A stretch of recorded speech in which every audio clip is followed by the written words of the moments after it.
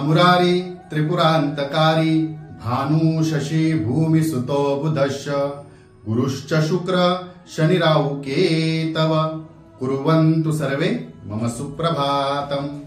श्री गुरुदेव दत्त, श्री स्वामी समर्थ। अध्यात्म कलियुगातल्या चॅनेलवरती मी वैदिक ज्योतिषी गणेश शास्त्री शुक्ला आपल्या सर्वांचे स्वागत करतो।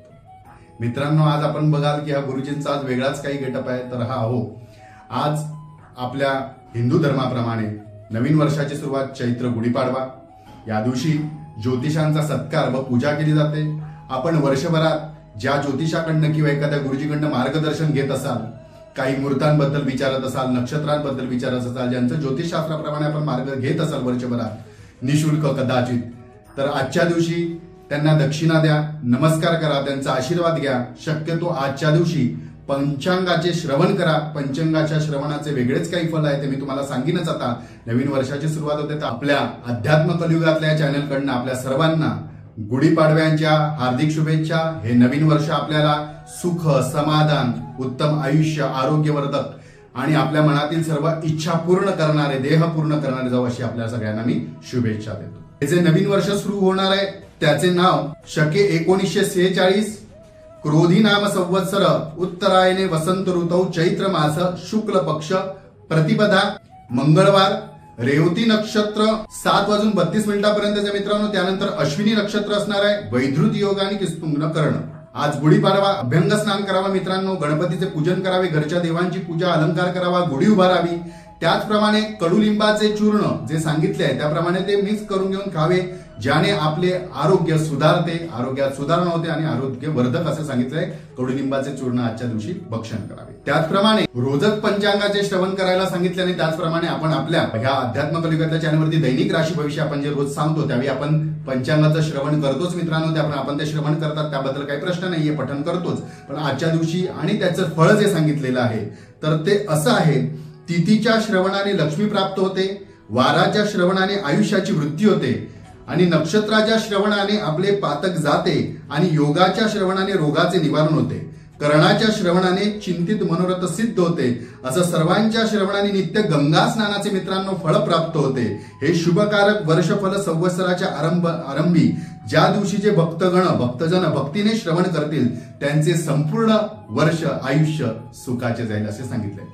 त्याप्रमाणे आपल्या साप्ताहिक राशी भविष्य मी आपल्याला राशी भविष्यामध्ये प्रत्येक राशीनुसार आपण काय करावं काय करू नये याबद्दल सांगणार आहे आणि आपल्या राशीनुसार कुठल्या धान्याचं दान करावं जेणेकरून आपले पूर्ण वर्ष चांगले जाईल आणि आपल्याला चांगले फळ प्राप्त होईल, आरोग्याची वृद्धी होईल, मनातील इच्छा पूर्ण होतील असं मी आपल्याला हे उपाययोजना सांगणारच आहे, उपाय सांगणारच आहे। तर आपण साप्ताहिक राशी भविष्यामध्ये नक्कीच बघा। आपण आजच्या दिवशी आपल्या कुलदेवताचे किंवा ग्रामदेवताचे दर्शन घ्या, आपल्या गुरुजनांचे आपण आशीर्वाद घ्या, ज्योतिषी किंवा आपले गुरुजी असतील त्यांना नमस्कार करा, आशीर्वाद द्या, त्यांच्याकडनं आज चांगले आशीर्वाद घ्या। आपलं पूर्ण वर्ष चांगलं सुख समाधानाचं आयुष्यकारक जाईल। चला तर सुरू करूया आपले दैनिक राशी भविष्य। मेष राशी, मनातील चिंता मिटेल, आपल्याला आज शांती सुद्धा लाभेल, आपल्या हातून एखादे धार्मिक कार्य सुद्धा घडेल आणि त्या धार्मिक कार्याचे आपल्याला आत्मिक समाधान लाभेल। वृषभ राशी, एखादे शोध कार्य आपण आधीपासून करत होता आणि जे पूर्ण होत नव्हते असे शोध कार्य आज पूर्ण होईल। मनातील आपल्या ज्या ज्या काही प्रश्न निर्माण झाले आपल्या मनामध्ये त्या सर्व प्रश्नांची आपल्याला उत्तरे मिळतील, त्यामुळे एक प्रकारचं आत्मिक समाधान लाभेल। मिथुन राशी, जुन्या खरेदी विक्रीतून लाभ होईल। जर आपण एखादी जुनी प्रॉपर्टी विकण्याचा प्रयत्न करत होता, जे विकता येत नव्हते तर त्याला चांगले गिरायक मिळतील किंवा तसे ग्राहक मिळून आपल्याला चांगली त्याच्यात फायदा सुद्धा आहे, म्हणजे आपल्या मनाप्रमाणे आपल्याला त्या संपत्तीमध्ये फायदा होईल, आर्थिक लाभ होईल आणि आर्थिक लाभ झाल्यामुळे आर्थिक ज्या काही चिंता होत्या त्या चिंता आज मिटतील। कर्क राशी, आज शक्यतो मार्मिक बोलणे, एखाद्याला टोचून बोलणे किंवा एखाद्याच्या मनाला लागेल असं काहीतरी बोलणे शक्यतो टाळण्याचा प्रयत्न करा, टाळा। समोरची व्यक्ती जरी आपल्याकडे चुकीच्या पद्धतीने बोलली तरी आपण सणासुदीच्या दिवशी मुद्दाम काहीतरी टोचून बोलायला जाऊ नका। आपल्याला जे काही बोलायचे, आपल्याला जे काही मांडायचे ते प्रामाणिकपणे आणि प्रेमाने आपले मत मांडा, नक्कीच आपल्या मतांचा आदर केला जाईल। सिंह राशी, कृषी व्यावसायिकांना, शेती बागायत करणाऱ्या व्यवसायांना आपल्याला मनाप्रमाणे लाभ होतील. आपल्याला आपल्या कृषी व्यवसायामध्ये काही वृद्धी करायची असेल, नवीन यंत्रसामग्री जर जुळवायची असेल, वापरायची असेल किंवा वेगळं काही करायचं असेल तर तशा संधी सुद्धा आपल्याला उपयोगी होतील. आपण कृषी व्यवसाय उत्पन्न वाढण्यासाठी एखादा नवीन प्रयोग केला जर असेल तर तो प्रयोग सुद्धा यशस्वी ठरेल. कन्या राशी, दैवी उपासना वाढवा.